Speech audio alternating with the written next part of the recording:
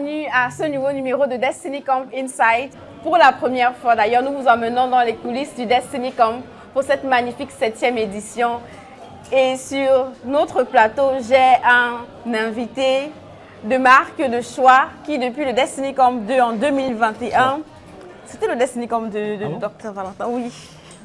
C'était la période de post-Covid, la période où, voilà, donc la jeunesse était encore en difficulté. Mais il a fait le déplacement depuis le nord de la France pour nous parler d'une thématique, le travail dur, l'excellence académique professionnelle. Donc, il a fait le déplacement pour être avec nous, le docteur Valentin Siaha, cardiologue dans le nord de la France et par ailleurs, mais surtout, pasteur des brebis du Seigneur également dans cette région-là.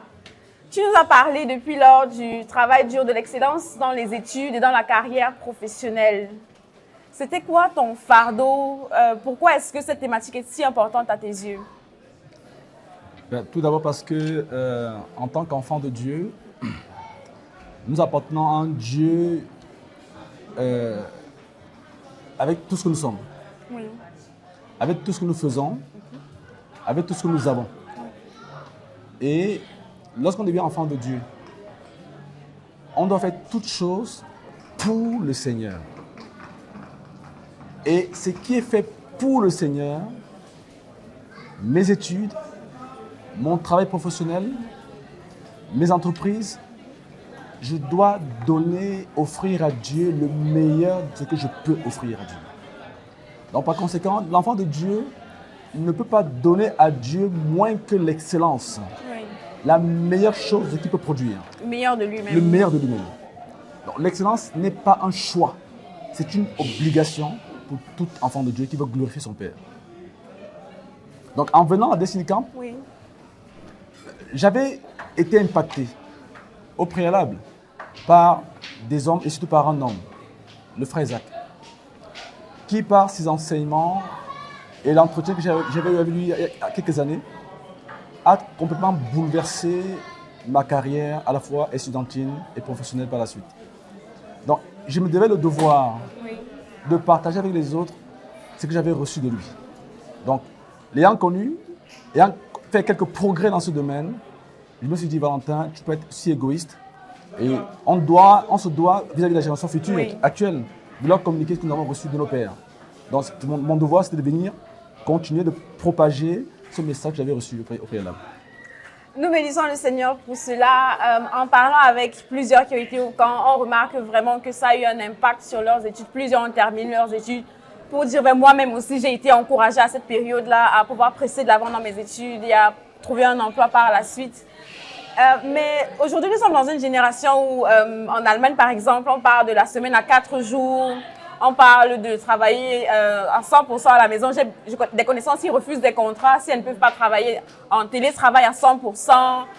On veut le moindre effort, mais avec le maximum de bénéfices, avec toutes les offres qu'il y a. Quel est ton conseil pour ceux de cette école-là qui veulent le moindre effort, mais pour le maximum de bénéfices, de gains? Le principe est le même. Oui.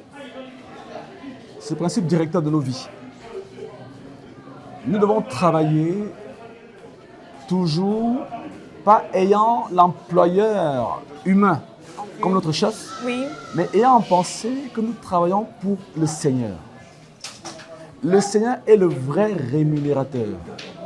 Donc, si je gagne plus que ce que je mérite, Oui. à vrai dire, je suis un voleur. Je suis un voleur et ce que je gagne pourrait me réjouir pour un peu de temps, mais Oui. je vais finir par le perdre à long terme. Le vol n'a pas de longue jambe. Je crois une chose, Oui. Dieu exige que nous travaillions dur. Dieu travaille et ses enfants doivent être ses imitateurs, être toujours en train de travailler. Donc, vouloir le maximum de récompenses Oui.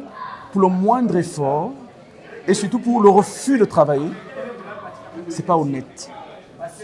C'est pas honnête. Il est vrai qu'avec la technologie actuelle, on a des possibilités de travailler à distance. Oui. Je veux dire, pour beaucoup d'entre nous, et pour beaucoup d'ingénieurs, ça leur donne une certaine flexibilité pour pouvoir passer à d'autres programmes parallèlement.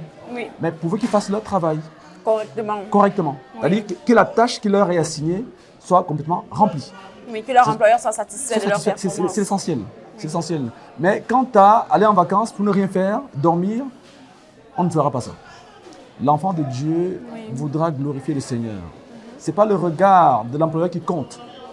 Quand je travaille, ma satisfaction a toujours été, Seigneur, es-tu satisfait de ma journée? Lorsqu'à l'hôpital, je vois un patient, je me rassure qu'à la fin de la consultation, Oui, que Dieu, à l'intérieur, me donne son approbation. Je veux passer très peu de temps à l'hôpital, oui, je rentre chez moi, j'ai pointé, mais est-ce que Dieu est satisfait? Je pense qu'au-delà de tout, le moteur intérieur doit être pour qui je travaille, oui. à qui je veux plaire. Et si vraiment l'enfant de Dieu veut plaire au Seigneur, il va prendre son travail comme une affaire de Dieu et s'y mettre de tout son cœur.